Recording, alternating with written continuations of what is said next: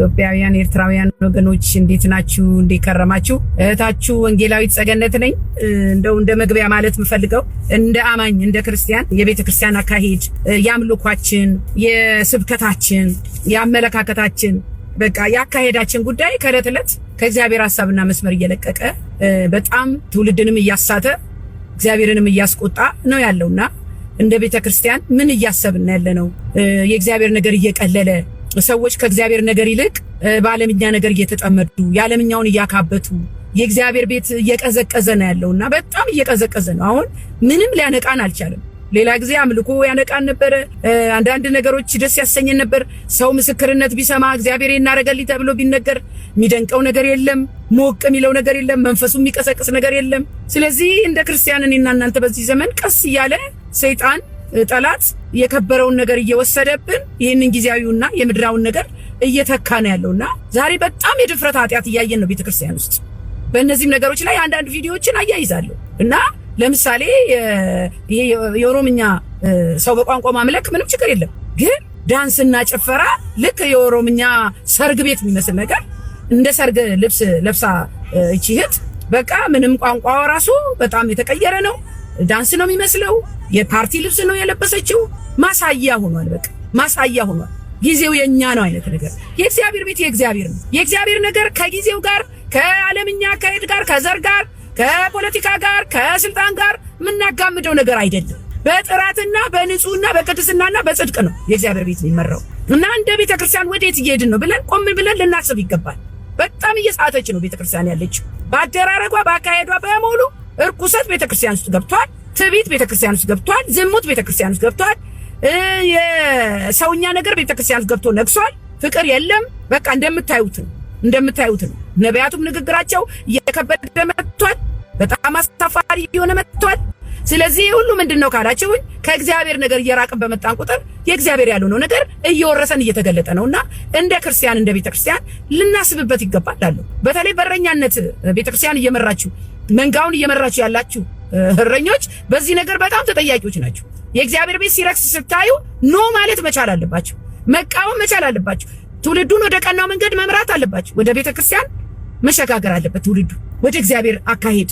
ከቃሉ ርቋል፣ ከእግዚአብሔር ነገር ርቋል። ቃሉ የሚያነብ የለም። በቤተክርስቲያን ውስጥ በደንብ ተይዘው ወደ ክርስቶስ ወደ እውነተኛው ወንጌል የመጠማት የመራብ ነገር የለም። ከረኞች የሚያዩት የዓለምን ነገር መጨበጥ ነው። አለባበስ ሊሆን ይችላል፣ እኔም መኪና መንዳት አለብኝ ሊሆን ይችላል። ሌላ ነገር ነው እየተማሩ ያሉት። ስለዚህ እንደ ቤተክርስቲያን ወዴት እየሄድን ነው? እንደውም አንድ ቪዲዮ ላስቀድም በዚህ የተነሳ አንብቱልኝ። ዋናው ደግሞ ነብይ ሄኖክ ግርማ አይኔ እያየ እየወረደ ነው። እሱ ሰውዬ ስሙ ምን እንዳለ ራሳቸው የሚያሳዩ ነቢያት አላልኳችሁ? የአበሻ ወሬና ስብከት አትስሙ አለ። አበሻ ወሬ ወይ አበሻ ስብከት ልበለው አትስማ። እኔ አትበል። አንተ ማነ? አንተ ልትታይ ነው ወይ ይሏል። አዎ ልታይ ነው። ለምሳሌ እኔ ዛሬ እንዲህ ወርቅ አዘቦቅ ለብሼ የመጣው አያችሁ፣ የታየው ክርስቶስ ነው፣ መጥምቀ ዮሐንስ አይደለም። ዛሬም እኛ ልንታይ አይደለም እዛ መድረክ ላይ የወጣኸው ክርስቶስ ኢየሱስን ልታሳይ ነው። አረ እግዚአብሔር ምን ይላል? ነብይ መልእክት አምጣ ከሰማይ። ሌላውን ደግሞ አስነሳ። እንዴት ይከብዳል አጣ። አረ በኢየሱስ። ከዛስ አንዷን አስነሳትና ለስራ ልጸልይ ብሎኝ ነው ጌታ፣ ለስራ ጸልይ ብሎኝ ነው ጌታ አላት። ስራ ጸልይ ብሎኝ ነው ጌታ። አሜን አሜን። ምን እየሰራሽ? ተቀጥሬ ነው የምሰራው፣ ግን የራሴን ነው የምፈልገው አይደል? ባለፈው እዛ ጋር ባርከኸኝ ሰማይ ተከፈተ። ባሌ በረከት በበረከት ቤቴ በቃ አሁን ደግሞ እየበለጠ ማለት ነው መጣ። ሰማይ የሚከፈተው በምድራዊ ነገር ሆነ። መንጋው እኮ ሰማይና ምድሩ መለየት ራሱ አያውቅም። ሰማይ ነው የተከፈተው ወይስ የምድር ነገር ነው በረከት የመጣው? አያውቁም እኮ። ሰማይ ተከፈተ። ከዛስ የእግዚአብሔር የሰማያዊ በረከት አለ፣ የምድር በረከት አለ። ሰማይ ግን ከተከፈተ ክርስቶስን ታይዋለሽ የታለ ሰማያዊ ጥበብ ይለቀቃል። በምድር የሌለ በገንዘብ ማትገዢው ማትለኪው ነገር ሰማይ ተለቀቀ ብለሽ የተናገርሽው ባሌ ስራ አገኘ፣ ቤቴ በበረከት ሞላ፣ ደሞዝ ተጨመረለት። ሰዋት ይሄ ሰማይ ተከፍቶ የሚመጣ አይደለም። ይሄ የሰማያዊ ሀብት አይደለም፣ የሰማያዊ በረከትም አይደለም። አሁን ደግሞ የበለጠ መጣ። ከዛስ ጭብጨባ። ስለዚህ ወገኖቼ ዛሬ ዋናው መልእክቴ ምንድነው ካላችሁኝ፣ ወንጌል ስንሰብክ ክርስቶስን እናሳይ ነው። እንደ መጥምቁ ዮሐንስ ራሳችንን አንስበክ። ራሳችሁ የምትሰብኩ እረኞች ኢየሱስ ክርስቶስን ስበኩ። አሁን ትውልድ ከኢየሱስ ክርስቶስ በጣም እየተለያየ ነው። ማነ ሲባል ፓስተር ከሌጋ ነኝ ነብይ ከሌጋ ነኝ ነው የሚለው። አንተን ሲያይ ውሎ ነው የሚሄደው። ስለዚህ የትውልድ ክርስቶስን አያውቅም፣ መጽሐፍ ቅዱስ አያነብም። የእግዚአብሔር ነገር ቀሎ እናንተ ለመምሰል ነው እየተሯሯጠ ያለው። እኛ ግን የተጠራ ነው ክርስቶስ ኢየሱስን ልንመሰክርም የተጠራ ነው እሱን ነው። ሕያው ምስክሮች ነንና ፕሊዝ በዚህ በኒውዮርኩ ከንቲባ ነግሬያቸዋለሁ። ሙስሊም ነውና አሁን እነሱ በዓላማ ነው እየሰሩ ያሉት ሙስሊሞች ማለት ነው። ስለዚህ የኒውዮርኩ ከንቲባ በተመረጠ ጊዜ በመስጊድ ተገኝቶ የመጀመሪያ ባርኮት አላህ አክበር ምናምን የሚሉት ነገር ሲባረክ ነበር። As the first Muslim mayor in our city's history, and this year as the first Jummah that I have attended in that new position. وأسأل الله أن يصلي على محمد وآل محمد والفرج. በጁማ ስርዓት ላይ የሚነገረው ሲተረጎም ኢማሙ ሲናገሩ የነበረው ምንድነው? በጣም የሚረብሽና የሚያስፈራ ነው። ምንድነው ካላችሁ በአረብኛ እስላም ያልሆኑትን በሰይፍ ግደል፣ እስላም ያልሆኑትን በሰይፍ ግደል። ባርኮት የተሰጠው ለዚህ ለሙስሊም። ስለዚህ እኔና እናንተ ከደምና ስጋ ጋር ውጊያ የለንም። በመንፈሳዊ ነገር ግን የውጊያ ዘመን ነው።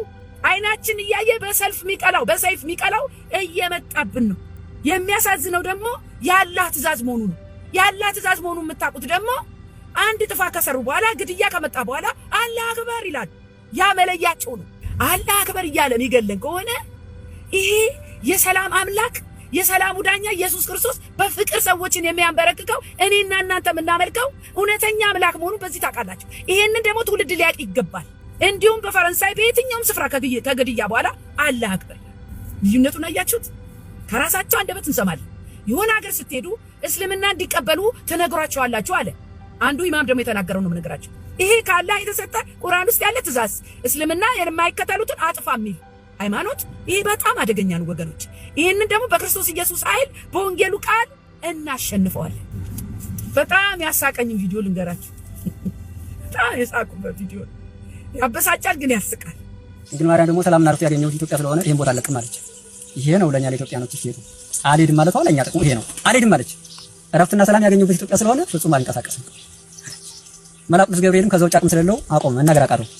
ስለዚህ ድንግል ማርያምን አሳምኖ ወደ እስራኤል የሚወስድ አንድ ሰው ያስፈልጋል። ምን አይነት ሰው? ከገብርኤል የሚበልጥ ገብርኤል አፍ ስለተዘጋ ከገብርኤል የሚበልጥ አሳማኝ ሰው ይፈልጋል።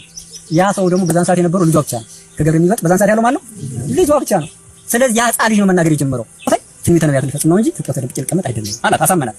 የተሰቀለው ቀራንዮ ነው። ስለዚህ ደሜን ማፈሰስ ስጋዬን ማቆርጠው ቀራንዮ ነው እንጂ ኢትዮጵያ ውስጥ አይደለምና ትንቢተ ነቢያትን ስለፈጽም ወደዛ ሄድ ግዴታችን ነው። ይሄን ቦታ ግን ወደሽዋል፣ አፍቀረሽዋል። የዚህ ሀገር ሕዝብ ይወድሻል፣ ያፈቅርሻል። እንዲሁም የኢትዮጵያ ሕዝብ ያንቺ ፍቅር ይጸናበታል ነው ያላት። ፍቅርሽ ይጸናበታል፣ ስምሽን ሳይጠራም አይውልም። ስምሽን የጠራውን ደግሞ ስለሆነ አላሳይብሽም። ይሄም እውነት እንደሆነ አማኑኤል ብዬ በራሴ ነው ብሏታል። ተረት እየጋታችሁት ይሄ ሰው ይሄ ሕዝብ ስለ ክርስቶስ ኢየሱስ አዳኝነት አያውቅም። እራሳችሁ ጨለማ ትውልዱንም ጨለማ አረጋችሁት። አሁን ይሄ ምን አይነት ተረት ነው? ከየት ነው የምታመጡት እናንተ? ይህ ቦታ ግን ወደሽዋል፣ አፍቅረሽዋል። የዚህ ሀገር ሕዝብም ይወድሻል፣ ያፈቅርሻል። የኢትዮጵያ ሕዝብ ያንቺ ፍቅር ይጸናበታል አውቃለሁ። ስምሽን ሳይጠራ አይውልም። ግን እናቴ ሆይ ወደ እስራኤል መሄድ ግዴታዬ ነው አላት። እግዚአብሔር ይባርካቸው። አንዳንዴ እየጻፍኩኝ በጣም ስስቅ ነበር በዚህ ነገር። በጣም ነው ያሳቁኝ። እግዚአብሔር በእውነት የእናንተን አይን ይክፈት። ምን አይነት ተረት ነው? በኢየሱስ ክርስቶስ አንዳንድ አገልጋዮች ራሳቸውን ልክ እንደ አምላክ አግዝፈው የሚያዩ አሉ። በቃቸው እኔ ኢየሱስ ነኝ ሊሉ ምንም አይቀራቸው። የሚከበሩት እነሱ ናቸው። እኔ ያመጣሁት የሚሉ እነሱ ናቸው። ስለ እነሱ ነው የሚነገረው። አንዳንድ ጊዜ አገልጋዮች ረጅም ደቂቃ ወስደው ሚስቴ እንዲህ ብላ፣ ልጄ እንዲህ ብላ፣ በዚህ ዓመተ ምህረት አገባሁ፣ በዚህ ዓመተ ምህረት ወለደ፣ 3 ልጅ አለኝ፣ ከዛ በዚህ ሄድኩ፣ በዚህ ወጣ። ምን አገባን? ወንድም አለም ምን አገባን? ትውልድ መስማት ያለበት ስለ ክርስቶስ ነው። ሰምቶ ደግሞ የሚድነው ትምህርት የሚያገኘው ኃይል የሚያገኘው የሚማረከው ስለ ክርስቶስ ቃል የእግዚአብሔርን ቃል ሲሰማ ብቻ ነው። በአንተ ስለ ልጅ፣ ስለ ሚስት፣ ስለ ትዳር፣ ስለ ምናምን፣ ስለ ሄድክበት ሀገራት ምን አገባን? እንደዚህ የሚዘበዝቡ ሰዎች አሉ። ደቂቃውን ይዘውት ማለት ነው። ይሄ በጣም አሳፋሪና ሊታረም የሚገባ ነው እላለሁ። ራሳቸውን ልክ እንደ አምላክ የሚያዩ የሚያሰግዱ እኔ ያመጣሁት የሚሉ ብዙ ናቸው። በዚህ ዘመን ትኩረት የሚፈልጉ ትልቅ ማስታወቂያ የሚያሰሩ ስለ ራሳቸው ይሄው በሚዲያ እየቀረጹ እኔ እንዲህ ነኝ፣ እኔ እንዲያ ነኝ፣ እኔ እንዲህ ነኝ፣ እኔ እንዲያ ራሳቸውን የሚያጎሉ ማለት ነው። የሚደምቀው የማይጠገበው ደስታ፣ ሰላም፣ እርካታ የሚሰጠው ስለ ኢየሱስ ክርስቶስ ማውራት ብቻ ነው። ሌላ ወሬ የለንም፣ ሌላ አጀንዳ የለንም። ሌላ ነገር አያምርብንም፣ አይደምቅም። ስለሱ ብቻ ይነገር እንዳልኩት። ስለዚህ ስለ ገድላቸው ይዘረዝራሉ አንዳንድ አገልጋዮች። ገድለ ከሌ ብየዋለሁ እኔ እንዲያርጌ። አሁን ሰሞኑን በኦርቶዶክስ ቤት 1 ሳምንት አልፏል። 1 ሳምንት ደግሞ ፍልሰታ ጾም በሚቀጥለው ቅዳሜና እሑድ ደግሞ ይፈታል። በጣም የሚገርመው ነገር የጾሙ ችግር የለውም፣ ግን የጾሙ ምክንያት ጆሮን ጭው ያደርጋል። እኔ በልጅነቴ ፍልሰታ ጾሜ ነበረ፣ ግን እኔ ምን እንደሆነ አላውቅም። እርገቷ፣ ሞታ፣ ተነስታ ኧረ እባካችሁ ከኢየሱስ ክርስቶስ ታምራት ከሰራው ነገር ለማርያም የቀረባት የለም። ለካ ፍልሰታ ማለት ማርያም ሞታ ተነስታ አድርጋለች። እናቴ እንኳን በህይወት እያለች እናቴ ማርያም ሞታ አድርጋለች እንዴ ስላት ኧረ ልጄ እኔ እነን አላውቅም ያለች። በቆፈሩት ሰዓት አላገኙትም አይደል መቃብሩን? አዎ ባዶ ሆኖ አገኙት ነው የሚለው። ባዶ ሆኖ አገኙት። ኦኬ የቀበሯት ግን መቼ ነበረ? ነሐሴ 14 ቀን አይደል? ነሐሴ 14 ከዛ በ16 መነሳቷ። አዎ እንደዛ ነው። ማርያም የሞተችው በምድር ነው አይደል? አዎ የሞተችው በምድር ነው፣ በጌቴሴማኒ ነው የሚለው። በምድር ነው። እሺ ቴንክ ዩ። በምድር የሞተችው ሞታ ሳትቀበር ነው አይደል ወደ ሰማይ ወደ ገነት የተነጠቀችው? አንብበው። ካረፈች ከጥር 21 ቀን ጀምሮ ከቅዱሳን ሐዋርያት ተለይታ በገነት በዕፀ ሕይወት ስር ለ205 ቀናት ቆይታ ስጋዋን መፍረስ መበስበስ ሳያገኘው ትንሣኤ ዘጉባኤን ሳትጠብቅ ነሐሴ ተነስታለች። መቃብር ምን ብላ? መቃብር አልተከፈተም ይላል። ካረገች በኋላ ደግሞ በእግዚአብሔር ቀኝ መቀመጧን አናቅም። እንግዲህ አሁን የት ነው ያለችው? ከዛ ደግሞ ተመልሳ ትመጣለች ከልጇ ጋር በክብር። በክርስቶስ ላይ ያሳመፀ እምነት ማለት ኦርቶዶክስ አመጽ ነው። ይሄ ወንድማችን ኤርሚያስ አበበ ጌታ ይባርክ።